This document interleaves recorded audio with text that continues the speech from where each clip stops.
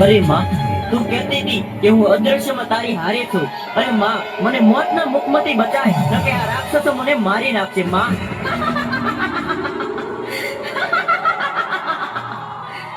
મારા સાચા ભક્તને રંજાડનાર રાક્ષસો હમણાં ને હમણાં તમારો વધ કરીશ. મરવા માટે તૈયાર થઈ જાઓ.